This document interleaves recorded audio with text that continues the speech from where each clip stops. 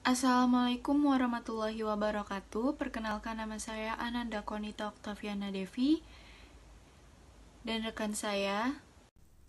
Nama saya Vidya Aulia. Di sini kami akan memaparkan pendekatan dalam sastra anak, pendekatan psikoanalisis dan praktik analisis. Yang pertama ada pengertian teori psikoanalisis. Teori psikoanalisis adalah teori yang berusaha menjelaskan hakikat dan perkembangan kepribadian. Unsur-unsur yang diutamakan dalam teori ini adalah motivasi, emosi, dan aspek-aspek internal lainnya. Teori ini mengasumsikan bahwa kepribadian berkembang ketika terjadi konflik-konflik dari aspek-aspek psikologi tersebut, yang pada umumnya terjadi pada anak-anak atau usia dini. Psikologi sastra secara umum salah satu pendekatan untuk menganalisis karya sastra yang sadar akan aspek-aspek kejiwaan adalah melalui pendekatan psikosastra. Pendekatan psikologi sastra. Psikologi sastra sebagai suatu pendekatan merupakan bentuk kreativitas yang dihadirkan melalui metode penelitian interdisiplin dengan menetapkan karya sastra sebagai pemilik posisi yang lebih dominan. Dari hal tersebut, dapat diketahui bahwa psikologi sastra tak hanya menyodorkan model penelitian saja, melainkan diikut sertakannya bentuk kreativitas ke dalam pendekatannya melalui teks. Daya tarik psikologi sastra adalah pada masalah manusia yang melukiskan potret jiwa. Tidak hanya jiwa sendiri yang muncul dalam sastra, tetapi juga bisa mewakili jiwa orang lain. Psikologi kepribadian Sigmund Freud. Menurut Freud, perilaku seseorang sekedar wajah permukaan karakteristiknya, sehingga untuk memahami secara mendalam kepribadian seseorang harus diamati gelagat simbolis dan pikiran yang paling mendalam dari orang tersebut. Perilaku manusia dapat diartikan sebagai ciri-ciri karakteristik yang dapat dibedakan dengan manusia lainnya. Pada dasarnya, perilaku manusia dapat terbentuk akibat adanya rangsangan yang diberikan. Rangsangan yang datang akan direspon dalam bentuk perilaku yang ditunjukkan. Perilaku itu sendiri dapat berbentuk positif atau negatif, tergantung pada rangsangannya, stimulus yang datang. Dengan kata lain, perilaku adalah segala sesuatu yang kita lakukan yang dapat diamati secara langsung. Psikoanalisis Sigmund Freud. Psikoanalisis adalah cabang ilmu yang dikembangkan oleh Sigmund Freud dan para pengikutnya sebagai studi fungsi dan perilaku psikologis manusia.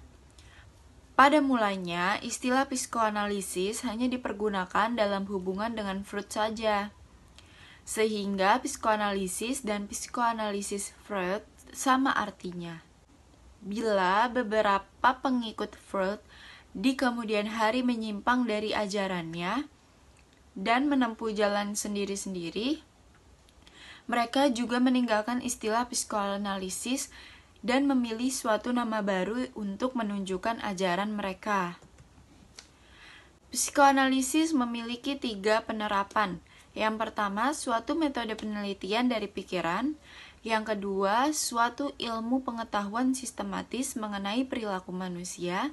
Yang ketiga, suatu metode perlakuan terhadap penyakit psikologis atau emosional.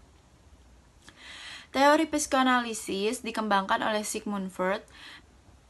Psikoanalisis dapat dipandang sebagai teknik terapi dan sebagai aliran psikologi. Sebagai aliran psikologi, psikoanalisis banyak berbicara mengenai kepribadian, khususnya dari segi struktur, dinamika, dan perkembangannya. Struktur kepribadian menurut Sigmund Freud. Secara struktural, manusia memiliki sistem ID ego, dan superego. ID terletak di bagian tak sadar.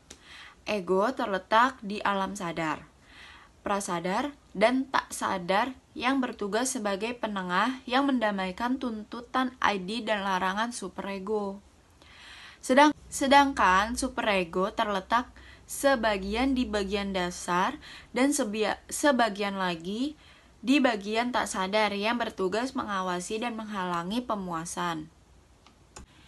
Ketiga struktur kepribadian diuraikan. Yang pertama, ada ID. ID merupakan energi psikis dan naluri yang menekan manusia agar memenuhi kebutuhan dasar. ID adalah sistem kepribadian manusia yang paling dasar, disebut pula libido. ID merupakan aspek kepribadian yang paling gelap dalam bawah sadar manusia, berisi insting dan nafsu-nafsu, tak kenal nilai dan menjadi energi buta karena belum dikendalikan. Misalnya kebutuhan makan, seks, menolak rasa sakit dan tidak nyaman. Ciri-ciri dari ID adalah tidak memiliki moralitas karena tidak dapat membedakan antara baik atau jahat. Maka ID adalah amoral dan primitif. Yang kedua ada ego.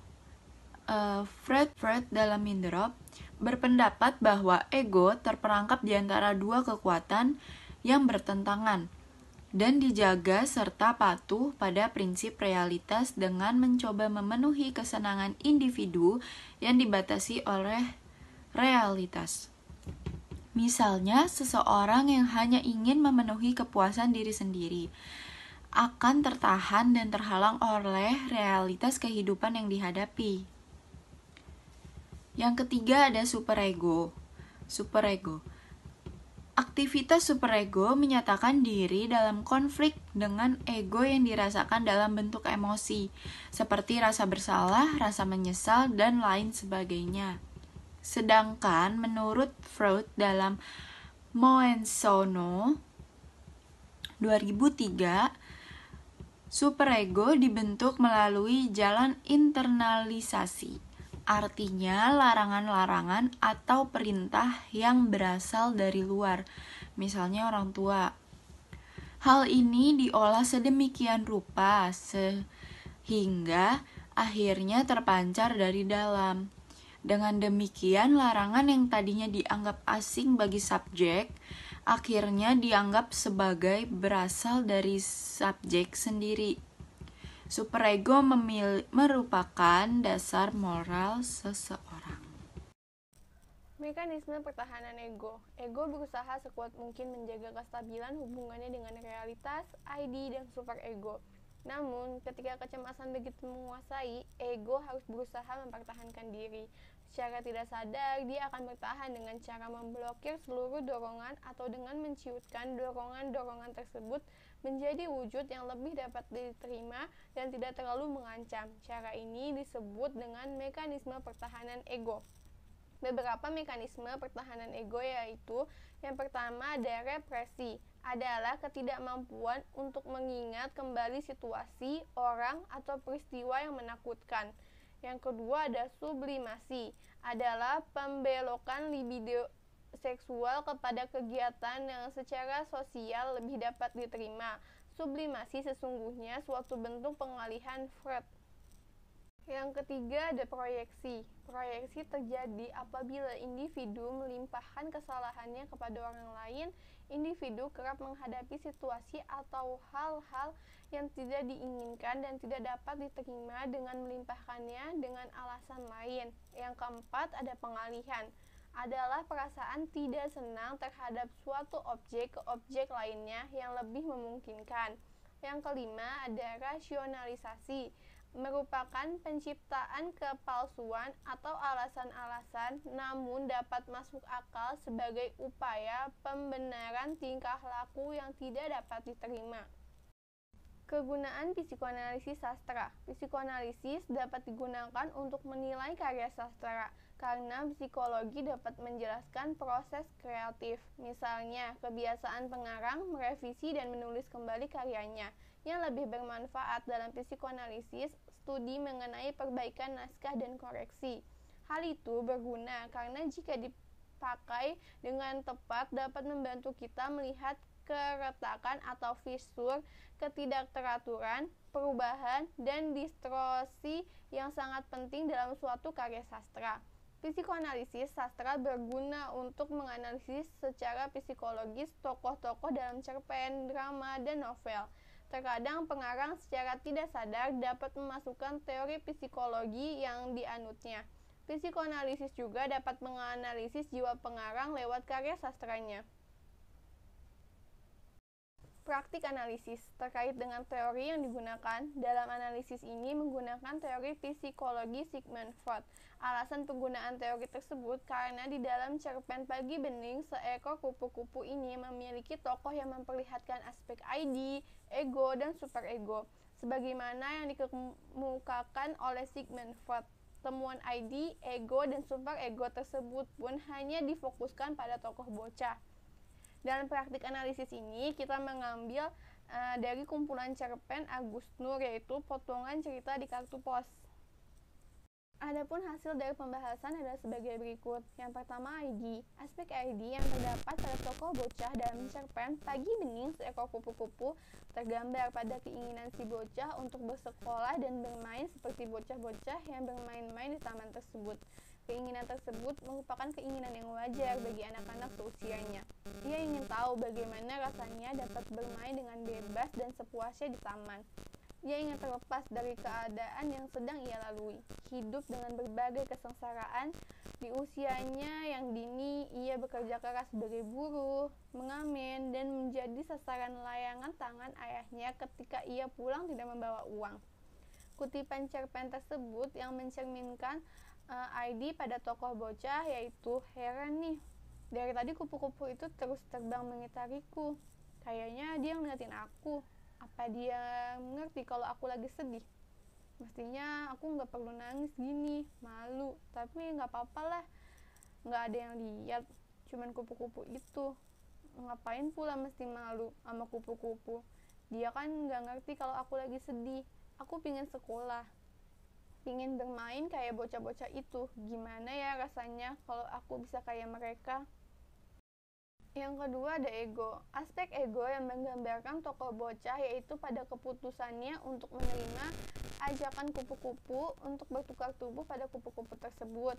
Hal ini dilakukan karena si bocah ingin merasakan menjadi kupu-kupu, begitu pula dengan kupu-kupu yang ingin merasakan menjadi manusia. Bayangan si bocah ketika ia menjadi kupu-kupu pasti sangat bahagia daripada menjadi bocah sengsara seperti dirinya. Kutipan cerpen yang mencerminkan ego pada tokoh bocah yaitu si bocah merasa gembira dengan usul kupu-kupu itu. Gagasannya menakjubkan, teriaknya girang. Lalu ia pun mencopot tubuhnya agar kupu-kupu itu bisa merasuk ke dalam tubuhnya. Dan kupu-kupu itu pun segera melepaskan diri dari tubuhnya. Kemudian menyuruh bocah itu masuk ke dalam tubuhnya. Begitulah keduanya saling berganti tubuh. Bocah itu begitu senang mendapati dirinya telah berwujud kupu-kupu, sedangkan kupu-kupu itu merasakan dirinya telah bermetamorfosa menjadi manusia. Yang ketiga, superego. Pada aspek superego ini, pada tokoh bocah tergambar pada saat ia mempertimbangkan apakah dia harus menerima ajakan kupu-kupu untuk bertukar tubuh. Ia membayangkan jika ia bertukar tubuh dengan kupu-kupu, pasti ia akan terbang dan bermain dengan bebas dengan sayap indahnya. Akhirnya ia menerima ajakan yang diusulkan kupu-kupu. Kutipan cerpen yang mencerminkan superego pada tokoh bocah yaitu keduanya saling pandang. Pasti akan menyenangkan kalau semua itu terjadi. Aku akan berubah jadi kupu-kupu, batin bocah itu. Aku akan bahagia sekali kalau aku memang bisa menjelma manusia, desah kupu-kupu itu dengan berdebar hingga sayap-sayapnya bergetar. Kesimpulannya yaitu psikoanalisis merupakan teori yang dikembangkan oleh Sigmund Freud dalam menganalisis psikologi manusia. Menurutnya, struktur kepribadian memiliki 3 unsur, yaitu ID, ego, dan superego. Ketiga unsur dari struktur kepribadian tersebut mempengaruhi tingkah laku, pola pikir, dan kejiwaan pada tokoh utama dalam cerpen Pagi Bening Seekor Kupu-Kupu. Dari analisis di atas dapat diketahui tokoh utama memiliki ID yang kuat. Ia cenderung ingin melepaskan diri dari segala ketidaknyamanan yang mereka rasakan dalam hidup. Mekanisme ego ditemukan ketika ia mempertimbangkan tawaran kupu-kupu.